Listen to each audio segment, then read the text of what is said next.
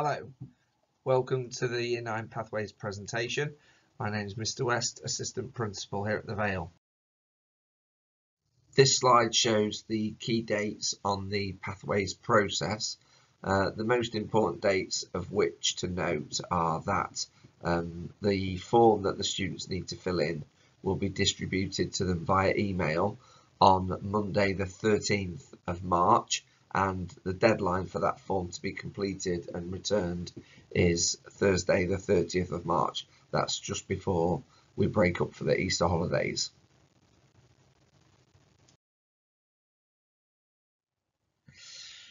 So the subjects in years 10 and 11 are split up into core subjects, which all students study, and then option subjects as well. So the core subjects which all students study are English language and literature, maths and science. They all do EPC, which is non-examined, and that's 1 hour a week during tutor time, and also core PE, which is non-examined, and that is an hour.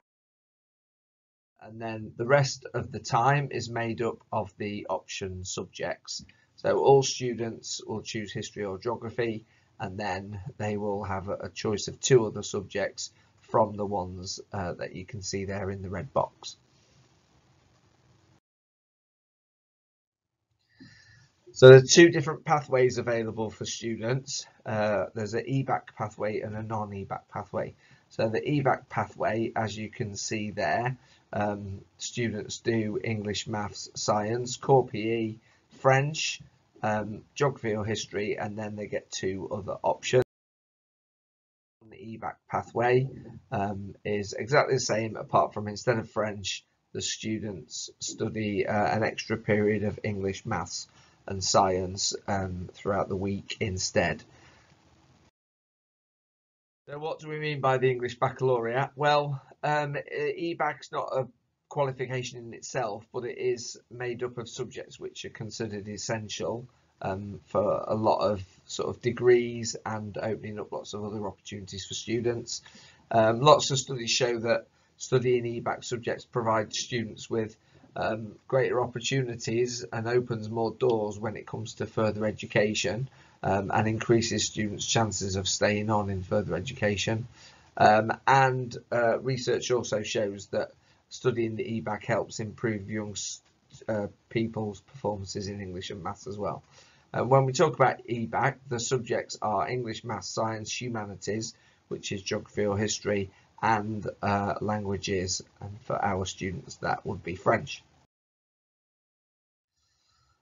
So it's important at this point to have a little think about how we're actually going to choose our courses. So the way that we shouldn't be choosing our courses are because of the teacher. Okay, so obviously it's great that you like some of your teachers, but it's not really a reason for choosing the course. You know, you might not get that teacher, that specific teacher, even if you choose their subject, or you know, it might well be some of the teachers leave before their students start the course. So if you're just choosing it for that reason, please don't. Obviously don't choose it because your friends are doing it and therefore you just want to do it because of them. You know, this is all about you as an individual, and it's important that you make the best decisions for you, and not based on what other people are doing. And finally, don't choose things because you think that it's going to be easy. Okay, there aren't any easy options at Key Stage 4. Okay, so think about the ones that you think are going to be best. So what should we consider when choosing our option subjects then? Well, obviously, you know, your ability in the subject's really important, how well you achieve in those subjects. You know, the opportunity to get as high grades as possible is really important when it comes to GCSEs. So, you know, thinking about how good you are at the subjects are really important. Obviously, your enjoyment or interest in the subject, you're going to be studying them for a long time, for two more years, okay, and for quite a few more periods than you probably study them now. So making sure that you have an enjoyment or interest in the subject is really important. If you have an idea about what you might want to do in the future, then obviously choosing subjects which are useful for that career choice could be important when you're choosing. Although you do have to bear in mind that people do change their minds, and sometimes choosing options which keep as many doors open as possible is important as well. And then maybe we need to think about having a balanced curriculum and workload as well.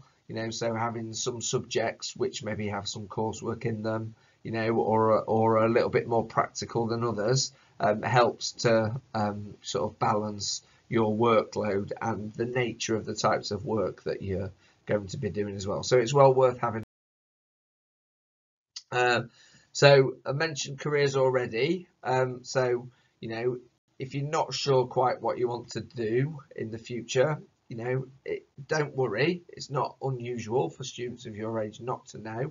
Okay, but it is nice to have at least thought about maybe a particular area. If you aren't sure, then you can speak to our careers advisor, who is independent of the academy. She works for a company called Progress Careers, who we buy in to do our careers advice and guidance, and that's Kim. She's available in the dining hall during the options evening, but it is possible also to make an appointment to see her. If you're interested, let me know. And then we also sign up to an online website called Start Profile, which can give you some ideas of what sort of careers you would like to follow in the future. So if you'd like some more information on that, then speak. Ultimately, in terms of making a choice, we need to try and find out as much information as we possibly can. Okay, and there's lots of places where you can find that information. Obviously, your subject teachers and curriculum leaders have lots of information about the course and what it involves and what you need to do. Okay, so it's well worth speaking to them. Your form tutors are well versed in helping and supporting students as well, and giving them information. You might know some older students that are in year 10 and 11, maybe elder brothers or sisters or friends that you've got. So for a bit of a idea of what's actually studied and what's involved in it, then it would be useful to speak to them. Obviously, it's important to speak to your family about your thoughts and what sort of things you'd like to do. So please speak to somebody at home about that. I've already mentioned careers advisor. If you want some advice, then you can speak to Kim. Obviously, if you want any information from myself, you can speak to me as well. But the bottom line is, if you're not sure, make sure you just ask as many questions as possible, so that you are making your choice from as informed position as you possibly can. And finally, there's just a little bit of a reminder of the roadmap. Ultimately, it is important that you get your decisions made by the 30th of March. That's so that we can have time to make sure that we can try and fit as many people's choices in as possible, so that as many of you as possible get the. And then finally, ultimately it's about making sure we challenge ourselves to achieve our best. Okay, and it's important that ultimately you get the best grades possible in all of your subjects that you study. There is an opportunity at options evening to speak to subject teachers and senior leaders. You do all get an options booklet, and it's important to take your time. Don't rush these important decisions as well. Okay, so speak to people, find out as much information. This is why I don't send the form out to you straight away, because I don't want any back today to say this is what I've chosen. You need to be thinking and speaking to people about. So